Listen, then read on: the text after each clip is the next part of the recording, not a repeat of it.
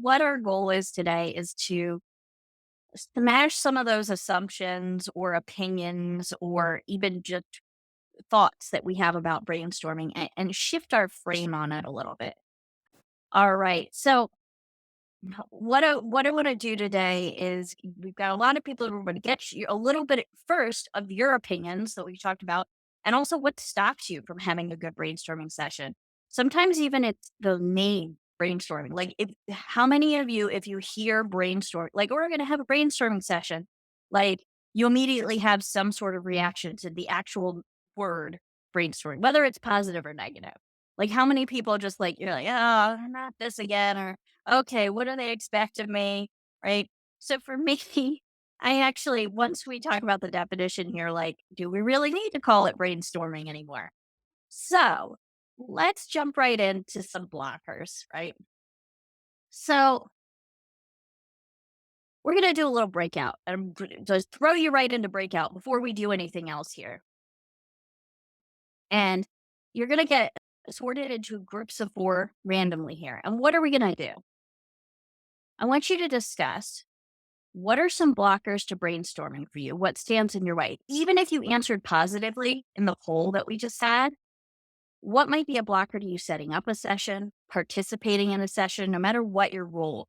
And in those groups, I want you to discuss in your groups of four. Unfortunately, we only have about 5 minutes, so make sure you're getting your top three down, right? And I want you to bring back your top three blockers or challenges, and we're going to share those asynchronously when you get back. So I want you to give me your thumbs up. Is everyone ready to go off into our breakout rooms? Let me know and we'll go ahead and do it. All right, fantastic. All right. So right now I'm going to send you into your rooms. If for any reason you have an issue in your room, there's a little help button there.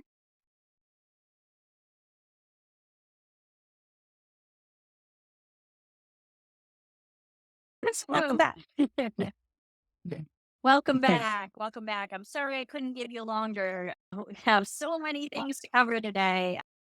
Give me a little reaction here. How was that for everyone? Was it good, challenging? Show me your reaction. All right. Fantastic.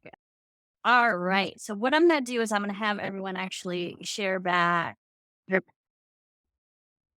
we get all right. I'm gonna have everyone share back in a poll here. All right. So tell me here in your you can submit more than one. Make sure each one you submit is one blocker, right? And then you can always go add another answer. And then you can vote on everyone else's answers. I've given everyone, I think, about 5 votes, and we can vote on what those answers are. And you should start seeing those come up. We've got about 2 minutes to get those in there. We've got groupthink on there, time limit. Yes. Not having a clear agenda. We're going to talk a little about that. Getting people to the table. Yes. Blank page syndrome. I like to call this the swan in the snowstorm syndrome, where you put the swan in the white, you white snow and can't see them. That is my blank page syndrome. That's what I always like to call that. And I'm going to actually give a little vote to that. That's one of my biggies as well. Let's see. People afraid to share their real thoughts. Yes, that is a big one. And we're going to talk about some tips to actually help with these brainstorming sessions, what I like to call bumpers. And we'll talk about that in our next section here. All right. Let's see let's get your votes in, get your answers in. We've got about 30 seconds left on this poll. Yeah. Imposter syndrome, mood, time of day and week. That is interesting also. And how do we set the mood for people as well? How do we put them in a space and mind to get those thoughts out of their head? Because I like to say the only bad idea is the idea that's still in your head and not out of your head. All right. Let's see. Unorganized structure, just diving in. Yes, we're going to talk about that as well. All right. We've got more mood here, so that's important too. Impatient bosses. Yes, we'll talk a little bit about hippos. Highest paid person's opinion could also be impatient. mindset. Critiquing ideas too early. Oh, that is a good one. And we are going to talk about that and what an actual brainstorming session is and what a follow up activity to a brainstorming session is. Oh, I love this. All right. So I'm going to go ahead just because our poll is done and close the poll. All right. Fantastic. So I saw a lot there that we're actually going to touch on. And if for any reason that we don't touch on some of your concerns in this session, I know that you can join the community and Hannah can tell a little bit about that at the end, and we can actually continue this conversation. So let's dive right into building and bumpers. So building your session and talking about some of those bumpers. So I like to call these bumpers. Whoever used to do like duck pin bowling or maybe even regular pin bowling, and they used to blow up those bumpers like on the side of the bowling. So like when you were little, you were bowling and your bowling ball would bump all over it. So some people like to call these the rules of engagement. It's all different things. Some people like to call them guidelines, constraints, right? I like bumpers because it's kind of like a soft guideline, right? That it doesn't mean you can't go beyond them. It gives you more flexibility, especially as a facilitator. I like it because you want people to butt up against guidelines, right? Like that's how you get creative ideas, right? Like in bumpers, you can butt up against them, you can bounce off of them, you can play off of them. And so that's why I like to call them bumpers. All right. So I want to know in the chat here, what do you define brainstorming as? Like, what is it to you, right? I just want to know in your words, and then we'll talk a little bit about what I think and what other common definitions are out there. So I see some people kind of typing in the chat there. Let's see what you got. I wish you had more votes. I think. Well, don't worry. You could just say I agree with all of them. All right. Free play moment. Bring as many ideas to the table. Yes and moment. Collaborative ideation and co creating solutions. Generating ideas. Yes, absolutely. Idea generation, but also transformation is part of that creative thinking part. No right or wrong ideas, exploring ideas together, looking for ideas to approach a problem. Now, I like that, but I find it limiting because you could also brainstorming on what the problem is, right? If you bring it back a step, right? You might have a brainstorming session to define a problem, but then your higher level problem is we need to define a problem. We don't have a problem, right? But sometimes the semantics get in the way for people. All right, an ideation session, outside the box opportunities, sharing the thoughts passing by. All right, more ideas. More ideas is very important in brainstorming. Quantity. We are looking for quantity in brainstorming. So I see a lot of things here. I am really glad that I don't see people saying this is just for design teams because there's actually a definition of brainstorming out there and the definition actually is, and I think this is from the Interaction Design Foundation, and in the context, sure, for design teams, but it says a method design teams use to generate ideas to solve clearly defined problems, right? But brainstorming is not just for design teams, right? So you can do it with any team, you can do it with any topic, and everyone's creative. It's just about tapping into that creativity. And so the way that I define brainstorming is creative thinking made visual out loud, right? It's the sparking of ideas. And this creative thinking, I'm gonna mute some people here. All right. It's and but what is it not? It is not evaluation of ideas. While that's very, very important to get to the end point, it is not part of brainstorming, right? That critical thinking and evaluation piece is different from the creative ideation piece because you don't want to start judging ideas before you get them all out, right? Because that limits you. And so we'll talk about that when we are talking about designing your session and that brainstorming is not just one activity. We're going to talk about opening and closing moments, but what you need to try not to do is smash all together the evaluation and decision making piece in the brainstorming activity. Now, it might be another session, it might be another section, but you have to give space in between, whether that space is an hour or a day, right? They are not the same thing. And I think that's where a lot of people get overwhelmed. All right. So, what I just said, don't think of brainstorming as one activity, right? We're talking about a collaborative session, right? But that has more to it. It has a warm up, an opening moment, even has invitation before that, right? What are you going to do to prep the participants? It has you're going to warm up your creativity. Then you might have some brainstorming activities. You might have more than one. And then you might have a closing moment. How do we close out here? And then how do we keep that momentum going before we evaluate? How do we help people think outside of that session if thinking on the spot in the session isn't the way they work best? Right. And get all those ideas. All right. So just talked about this. Consider to closing moments for the entire experience, right? And I'm going to share a framework that I use that's actually inspired by IDEO's framework for actually creating events. And I use this for creating workshops. And I've got a template in Miro, and you'll have access to that afterwards as well.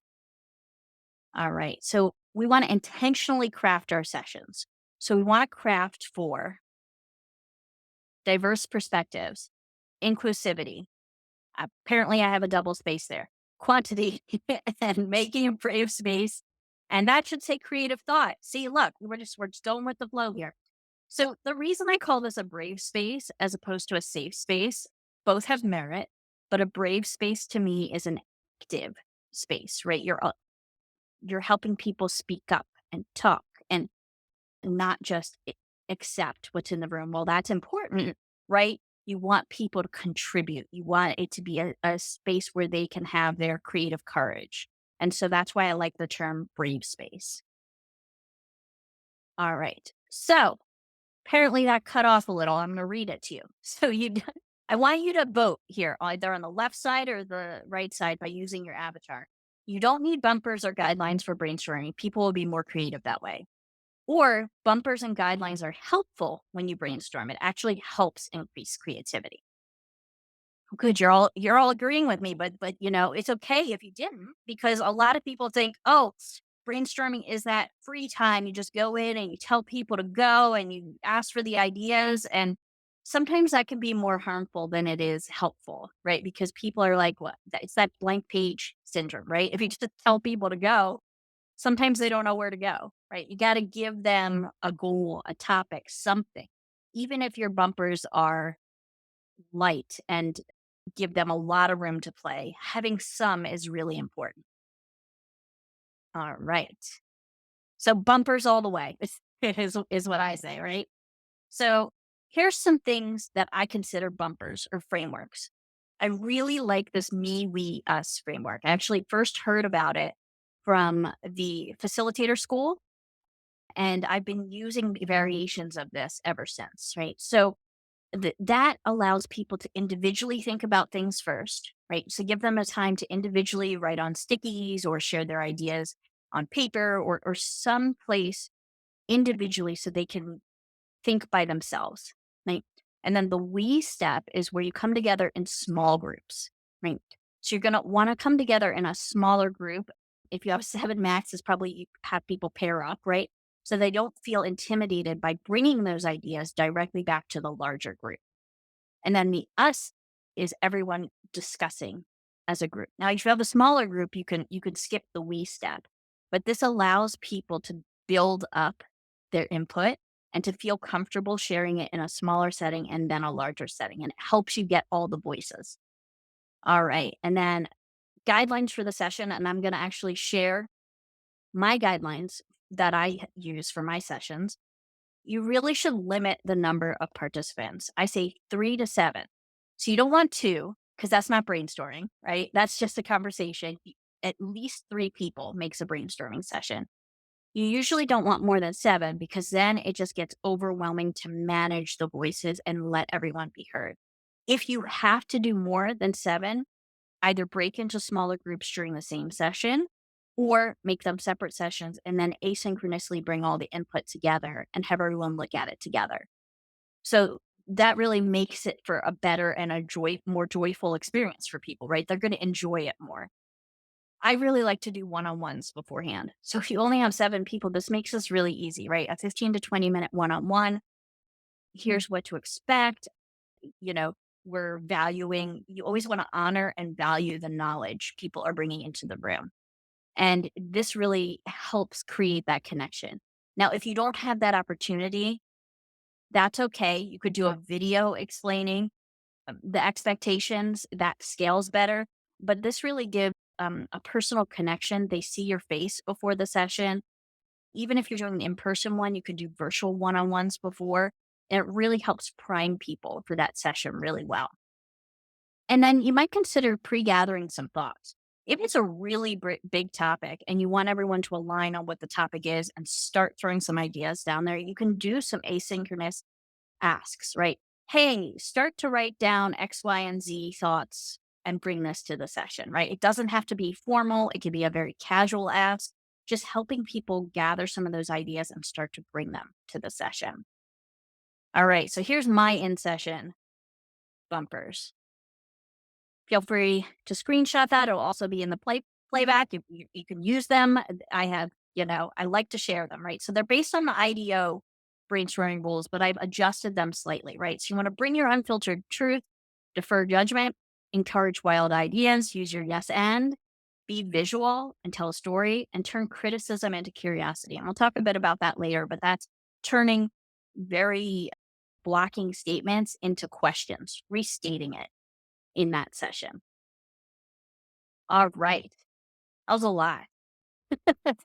So we're going to go ahead and open up our Miro board now. So for everyone, if you're on a mobile, you're not probably not going to be able to use the Miro board, but it's going to be in the wrap up material. So don't worry. So let me bring everyone here to me. And we're going to look about some of the initial elements, right? So you want to set your goal for your session. I'm only going to briefly talk about this because we have so much to cover today. And if you're interested in more, just ask me and I can talk more about this at another time. You want to set your goal, define your brainstorming topic, create shared understanding of the topic, whether that's through your one-on-ones beforehand, whether it's through a video, whether you ask that as your first question going into the session. What does this mean to everyone? Right? What does this topic mean to everyone? And you get that shared understanding or definition from the group and you agree on that. And then you want to decide on your bumpers ahead of time and then share them with the group. You also want to warm up the brains in the room. And we're going to do some examples of warm ups here in a second in the second half of this session.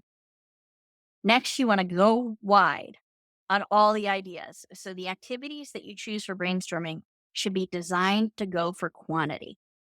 They should be designed to get all of the ideas out of people's heads, even ones that they didn't know were in their heads, right?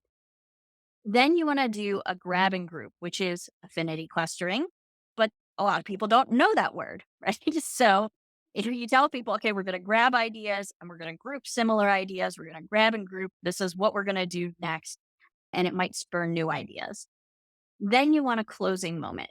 Notice I pulled the go narrow out of here because you wanna save that for a separate section or session, right?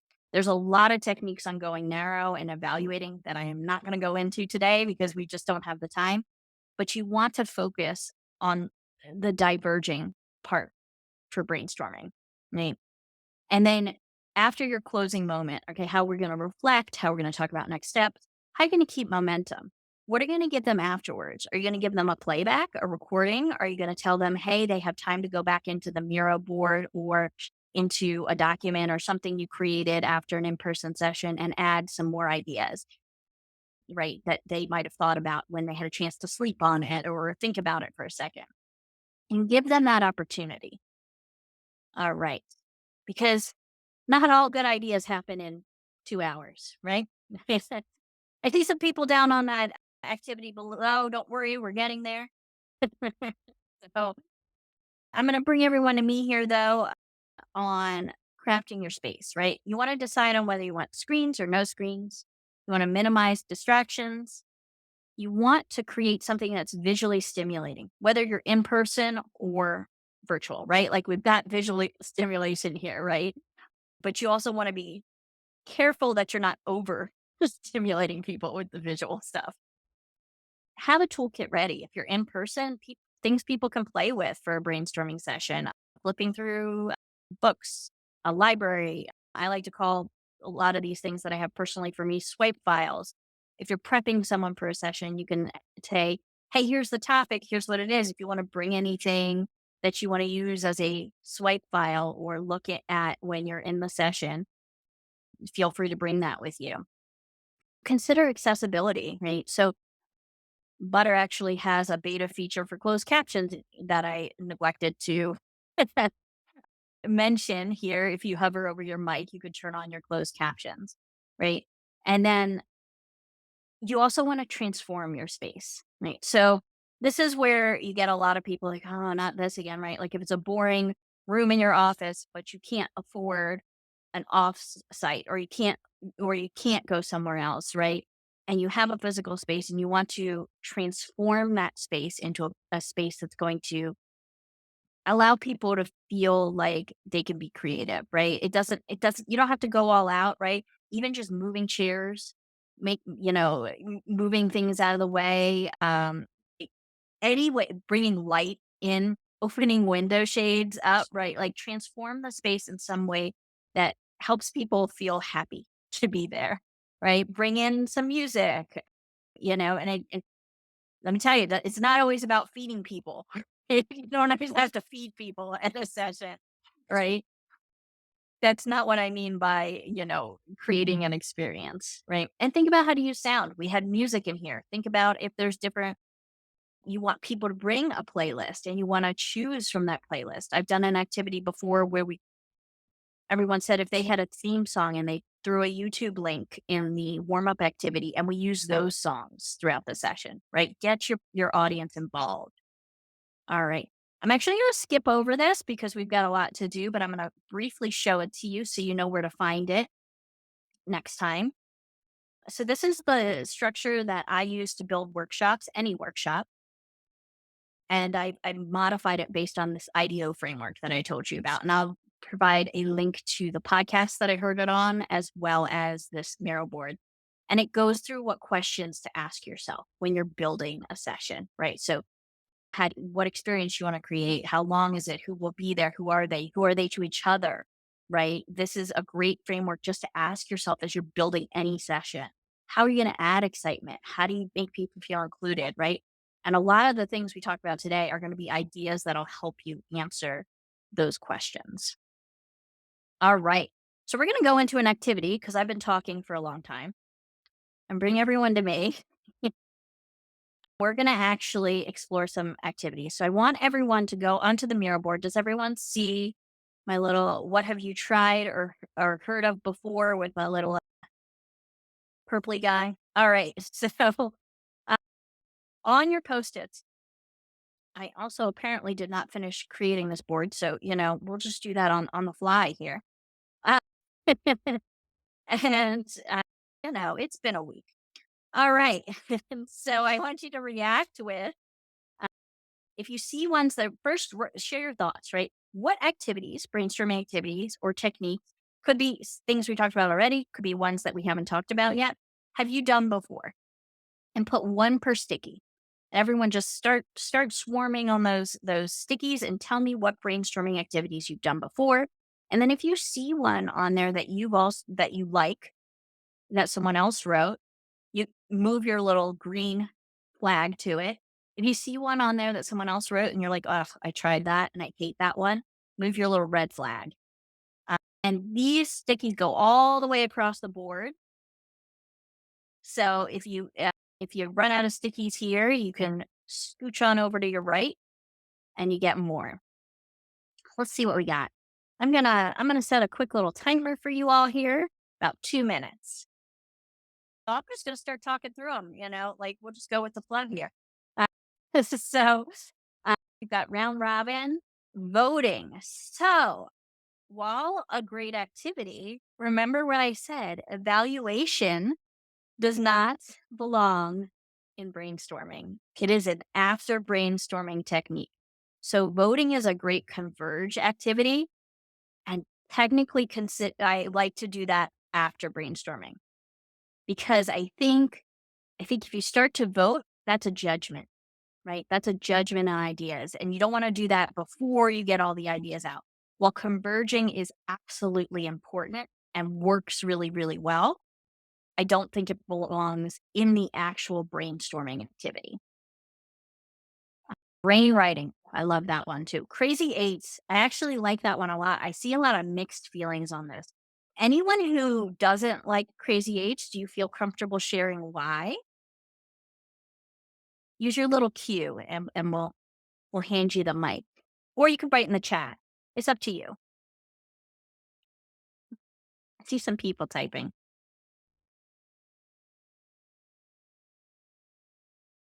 All right. If you're not comfortable sharing, that's okay. Oh, I see a critique here, a sad face on idea mashup too. Anyone who has a red flag on an idea that doesn't really work for them, can you tell me which idea and why? What are crazy eights? Okay, so crazy eights is where you take a piece of paper and you divide it into 8 quadrants, and I've used this before with prototyping, where you say give about a minute for each square, and you have people sketch a solution. Write, sketch, doodle. That might be some of the criticism, right? I sometimes when I've done this, people are like, "I'm not an artist. I can't draw," right? So people get hung up a lot of times on crazy eights with that. Uh, that could be one of the yep. Thank you. There's a reference link there. I think it's for crazy eights. I can't tell, but from the name of it. Let's see. All right. Oh yes. There you go, Hannah. Yeah, I'll admit I put one of the red faces on there. Oh, yeah? Yeah, I think I don't have, like, a problem with the activity itself. I think just sometimes it's the go-to for everything, and I think it's kind Ah, of what are the next steps that we could do? Like, what is something different that we could do? Because you might not wanna do crazy eights every time you do brainstorming. yes. Yes, that's a great, great point.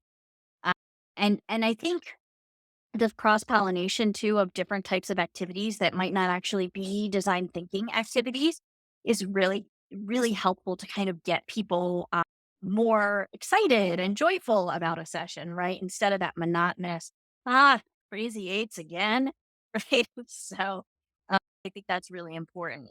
How might we's? I think how might we's are super important leading into brainstorming to have some of those defined, or you can brainstorm actually around how might we's. We see bad idea brainstorming. That's actually one of the ones I'm going to share. I'm curious why we have some critiques of it, and that's okay because actually I used to have critiques of it until I modified it slightly. So I'm curious if anyone wants to either share in the chat why bad idea brainstorming doesn't work for them. Let's see.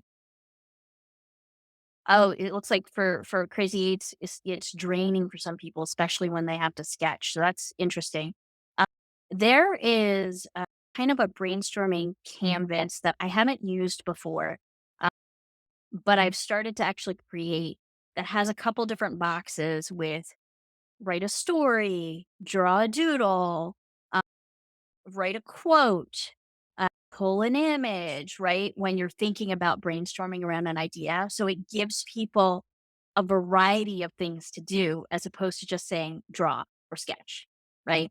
And so that helps kind of open that up for people. That might be an alternative. Uh, it feels a little judgy. Which one feels judgy? The bad idea brainstorming? I see Andrea said there. I'm curious which feels a little judgy to you. Yeah, so some people like crazy eights. We're a little stuck on the crazy eights. Let's move on.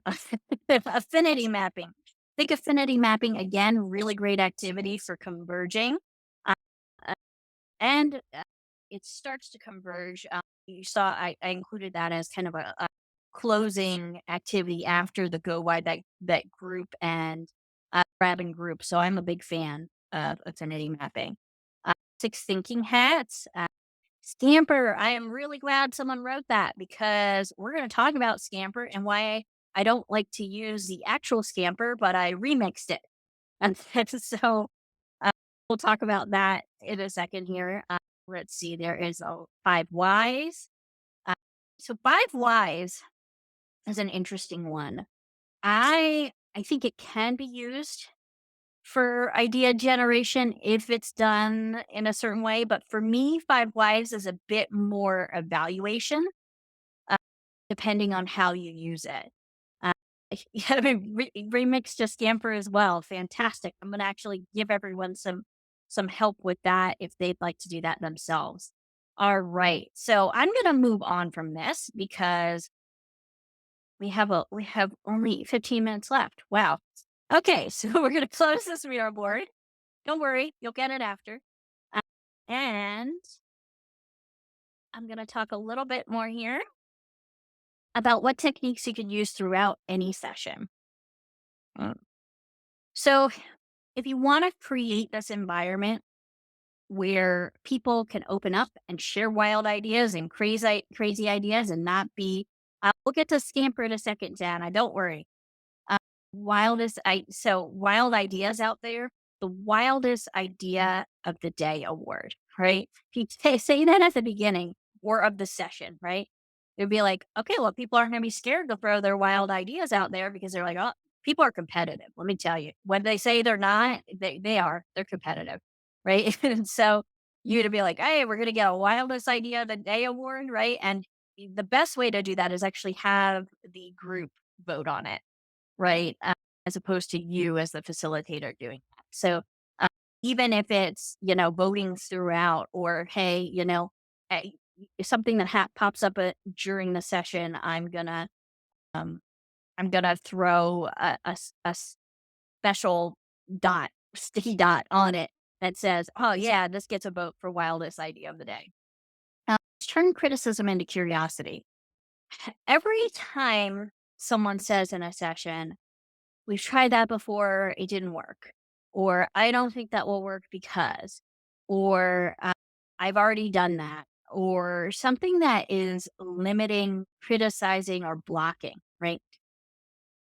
Turn it around, ask them to turn it around into a question, right? Someone says, I did that before and it didn't work.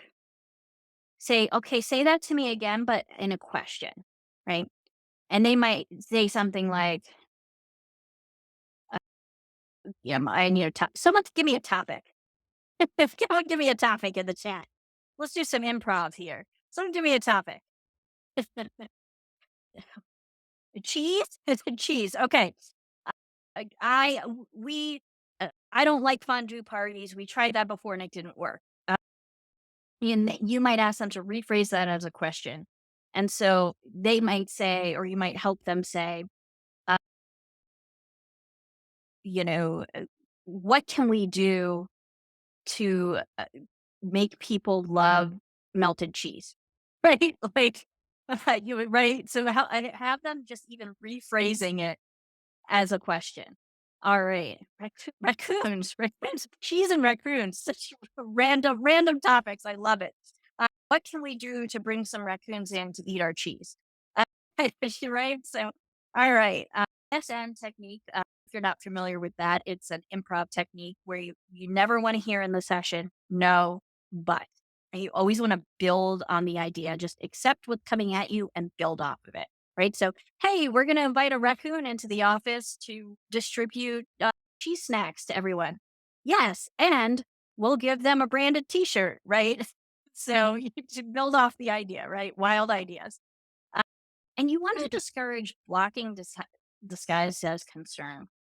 So if someone says, yeah, but I'm really worried that XYZ, or I'm concerned, I'm really worried that raccoons carry rabies. Right? So, that's concern, right? But it's still blocking an idea. So if you transition that, right, into more of an open question or get rid of that thought. Also be really careful to pay attention to your own blocking and your criticism in your head. Even if you don't vocalize it out loud, if something's holding you back from sharing an idea because you're saying, I'm worried that, or I'm not sure that'll work, just tell that little voice to go in the back seat, just for an hour while you share all your ideas. All right. So I want us to practice some things. We've only got 10 minutes left here.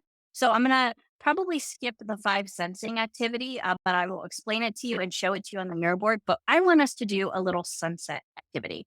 Does everyone have a marker or Sharpie and a piece of paper? And all right. And what I want you to do is uh, either fold your paper in half because you're going to be drawing two things, or have two pieces of paper. All right. And so, okay, let's don't do it yet. All right. I want everyone to take 30 seconds. I'm going to do a quick little timer here while we're doing it and draw a sunset. Doesn't have to be a masterpiece, just all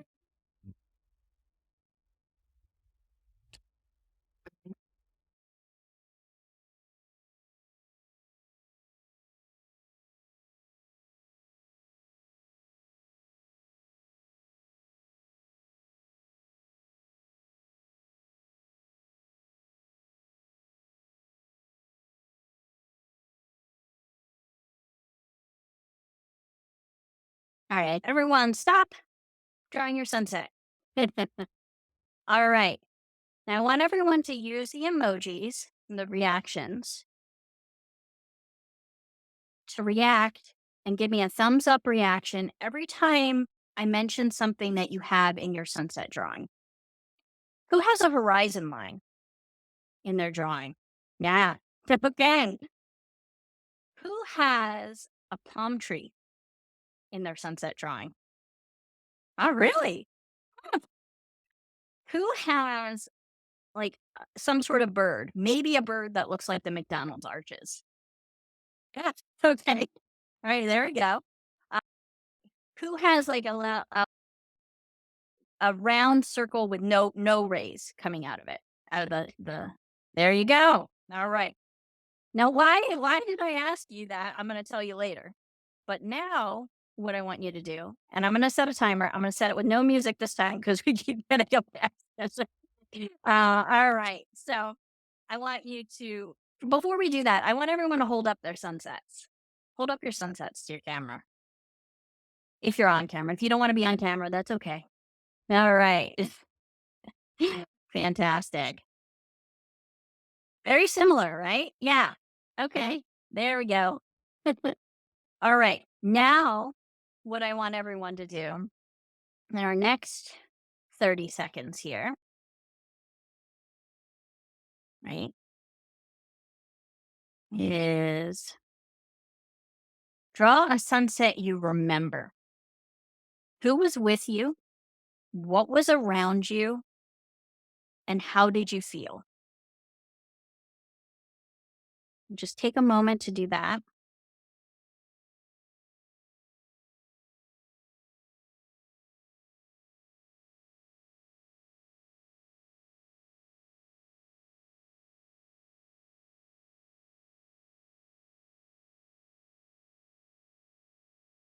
A sunset you remember.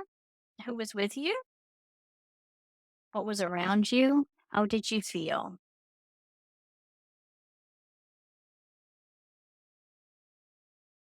All right, time's up.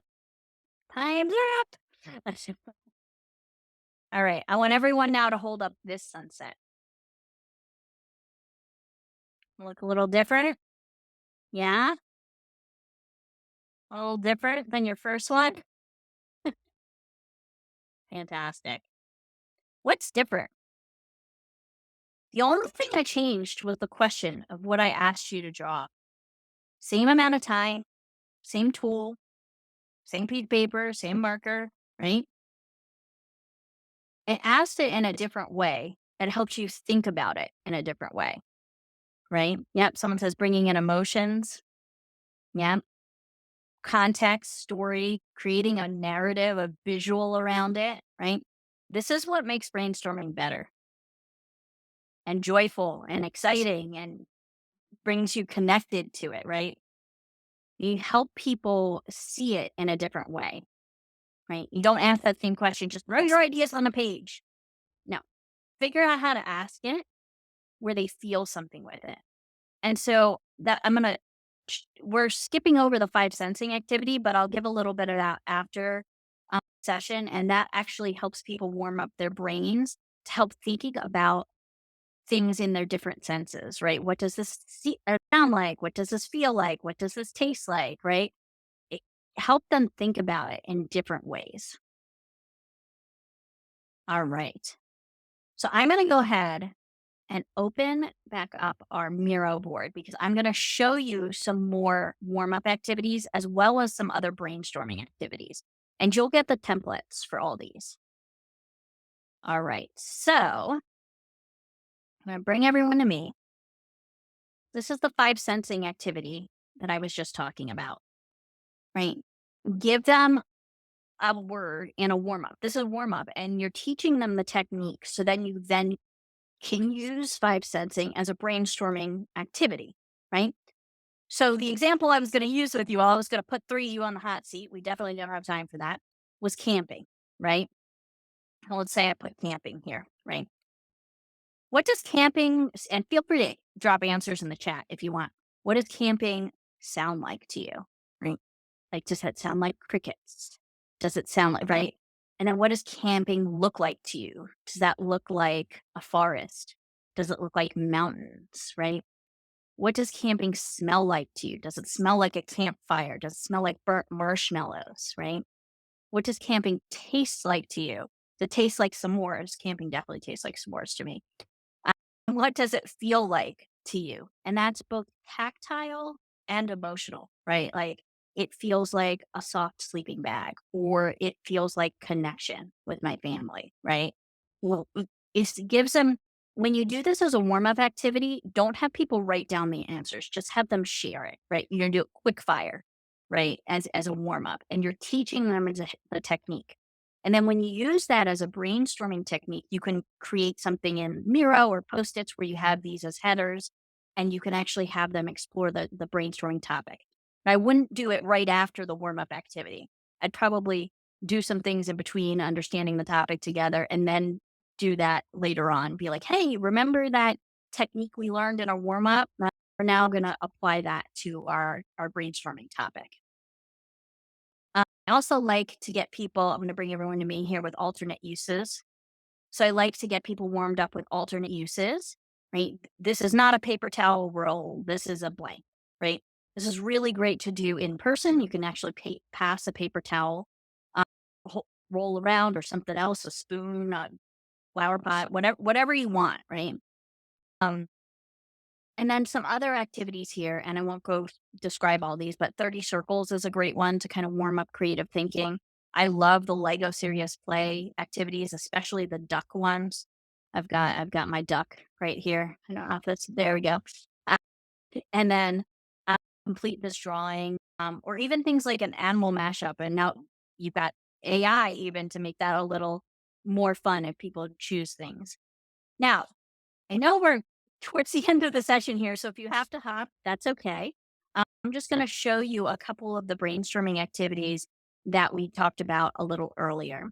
So, this worst and best ideas brainstorm. I know some of you said you didn't like this one. I didn't used to like this one, but the way that I've modified it, right, is you've got what's the worst possible idea to approach this challenge and then what makes this idea bad, right?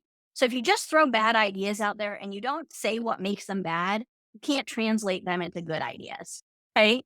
And a bad idea might actually be a good idea. You don't know, right?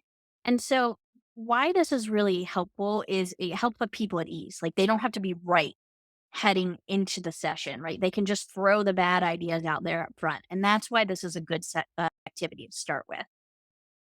Point storming, and I'm not gonna go through this, but, exact all the way through this, but I put a link there from, there's a link in the Butter blog about, uh, point storming and what it is, and this is something that actually, adopted from some people from the community that they've actually invented.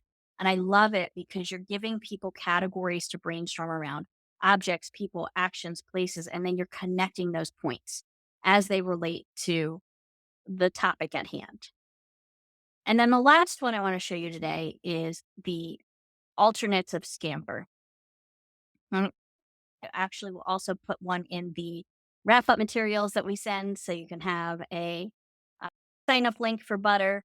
Uh, so, this is the way that I have transitioned Scamper. So, uh, Scamper, someone put a screenshot in there of what that is. It's ways to transform ideas, right? And so I have transformed this into play, right? So take an idea and put it to another use, link it to something else, adapt it in some way, or build on it. Yes, and. Now I have a list with different letters of all these transformation words that I'm going to send everyone after this. And you can pick whatever word you want and take your little transformation verbs and make your own scamper activity because no one knows what the heck scamper is, right? Like make it your own, right? All right. Now I see some people had to hop out already, but I'm going to give you a chance to kind of have a little checkout poll here. I know we're in, there's so much to talk about, and so I felt like we needed to really talk about the guidelines and the bumpers of brainstorming before we just hopped into activities.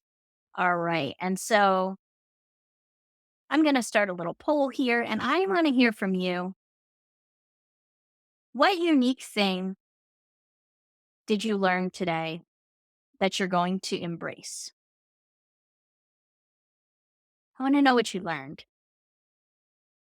Rachel, while people are putting those in, I'm just gonna give our little bit since we're running over time as well. While you're thinking about what is it that you did, we will have another meetup on June 14th with Catalina Mueller, who's talking about integrating sustainability into product design. Um, if you want to continue conversations with Rachel and other people in the community today, please apply to the Guild of Working Designers, which is our community Slack group, which we can continue these conversations. We just started today a Slack channel called Facilitating Workshops. We're facilitating workshops, and we might change that title, but I put Rachel in that channel already. She's in there. And so if you have questions for her and you want to kind of continue these conversations, please join that channel, join the guild, and we can kind of continue these conversations as well. Uh, Rachel, thank you so much. We'll kind of wrap up in a second, but before we wrap up, I wanted to say thank you so much for this as well. If you're interested in getting more tips on facilitating workshops as well, we do have a course that starts Monday called Facilitating Workshops. There's 4 essential seats left. We'd love to see you there. Uh, and I'm just going to hand it over to Rachel to kind of close this out for the day. But thank you so much.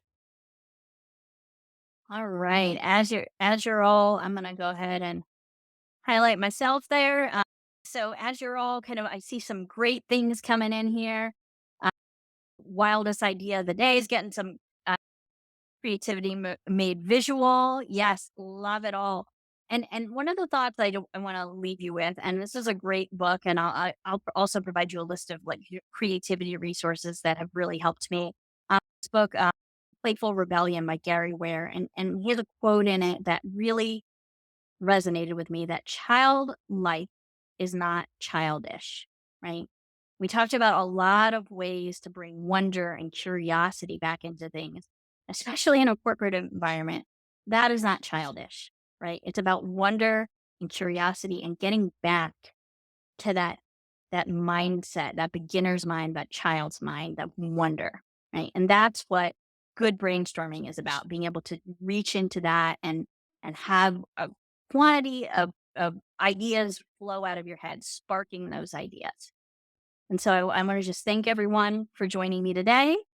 And I really appreciate it. And I can't wait to continue the conversation, like Hannah said. Hope you all enjoyed the session in Butter as well. And we'll get some information about that.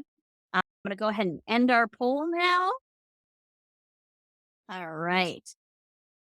Fantastic. So it looks like all the way at the top, creativity made visual was very important to people. So we'll go ahead and close that and just say thank you to everyone. I appreciate you all. Thanks again for sticking around, everyone, and your participation, your thoughts, your engagement is super made today, super exciting. And again, one last time, thank you, Rachel, for a wonderful workshop.